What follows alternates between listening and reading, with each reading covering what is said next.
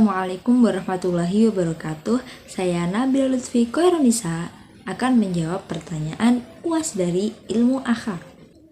Nomor 1A ialah pengertian dari ilmu akhlak. Apa itu ilmu akhlak?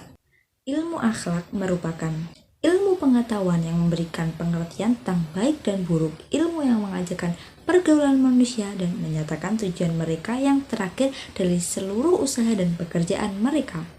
1B. Hubungan ilmu akhlak dengan ilmu yang lainnya.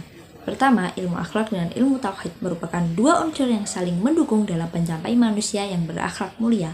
Ilmu tauhid tampil dalam memberikan landasan terhadap ilmu akhlak, sedangkan ilmu akhlak tampil memberikan penjabaran dan pengalaman dari ilmu tauhid. Tauhid tanpa akhlak yang mulia tidak ada artinya, dan akhlak mulia tanpa tauhid tidak akan kokoh. Yang kedua yaitu hubungan ilmu akhlak dengan ilmu filsafat, ialah di dalam ilmu filsafat dibahas hal-hal yang berhubungan dengan etika atau akhlak. Yang ketiga, hubungan antara ilmu akhlak dan ilmu hukum, ialah dalam hukum terdapat perintah dan larangan. Jika melaksanakan yang diperintahkan berarti sudah dapat dikatakan berakhlak baik. Namun jika melanggar apa yang diperintahkan maka dapat dikatakan bahwa orang tersebut berakhlak buruk, dan hukum memberikan balasan atas baik buruknya akhlak. Nomor 2A, menurut Al-Ghazali, definisi akhlak merupakan ungkapan tentang kondisi yang menetap di dalam jiwa, di mana semua perilaku bersumber darinya dengan penuh kemudahan tanpa memerlukan proses berpikir dan merenung. Apabila kondisi jiwa menjadi sumber perbuatan yang baik lagi terpuji baik secara akal dan syariat, maka kondisi itu disebut sebagai akhlak yang baik. Dan apabila yang bersumber darinya perbuatan yang jelek, maka kondisi itu disebut sebagai akhlak yang buruk. Sedangkan menurut Ibnu Maskawai, mana akhlak ialah suatu kondisi jiwa yang mendorong untuk melakukan tanpa berpikir dan merenung. Nomor 2B, ciri-ciri akhlak yang baik mengandung unsur-unsur berikut. Pertama, baik dan ikhtiari. Maksudnya sikap dan perilakunya baik itu merupakan hasil usaha yang sungguh-sungguh. Yang kedua yaitu benar. Maksudnya sikap dan perbuatan yang baik itu dilakukan semata-mata sebagai ketaatan kepada Allah dengan mengikuti petunjuk dan teladan Rasulullah. Yang ketiga, ikhlas. Maksudnya sikap dan perbuatan baiknya itu dilakukan karena Allah semata-mata, bukan karena pamrih dunia ataupun pamrih akhirat.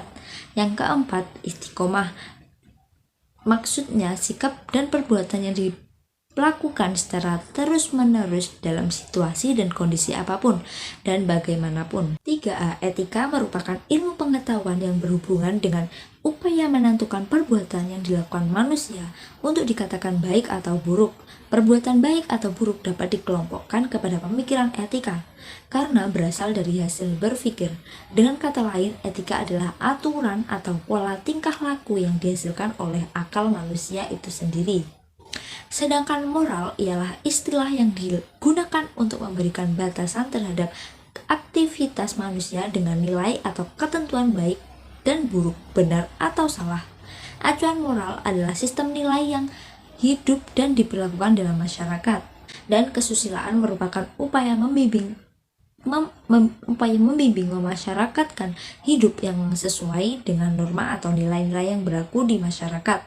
Kesusilaan menggambarkan di mana orang selalu menerapkan nilai-nilai yang dipandang baik oleh masyarakat itu sendiri.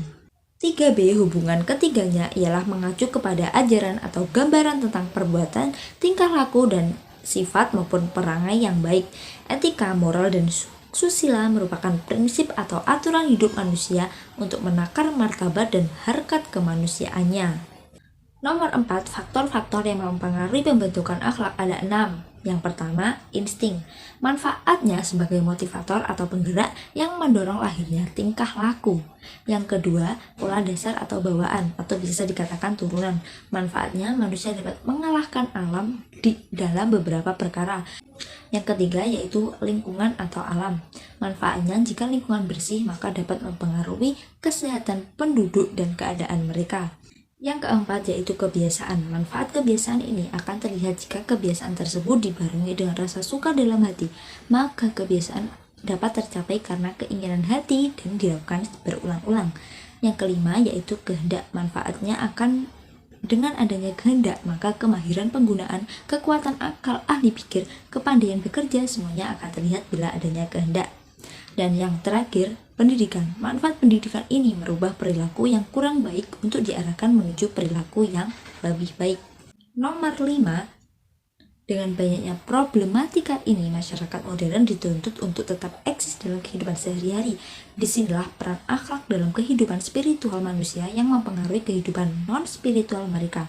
Sikap materialistik dan hedonistik yang merajalela dalam kehidupan modern ini dapat diatasi dengan menerapkan konsep zuhud, yang pada intinya sikap yang tidak mau diperbudak atau terperangkap oleh pengaruh duniawi.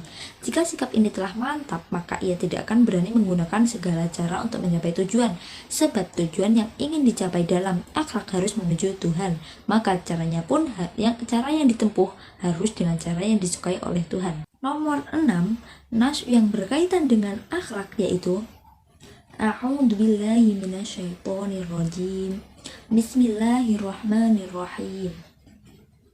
Laqad kana lakum fi Rasulillahi uswatun hasanatun liman kana yarjullaha wal yawmal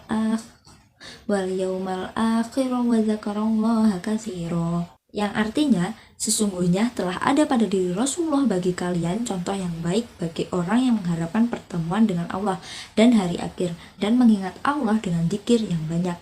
Quran Surat Al-Ahzab ayat 21. Sekian jawaban dari saya. Apabila ada kurangnya, saya mohon maaf sebesar-besarnya. Wabillahi taufiq wa hidayah, waridho wal inayah. Assalamualaikum warahmatullahi wabarakatuh.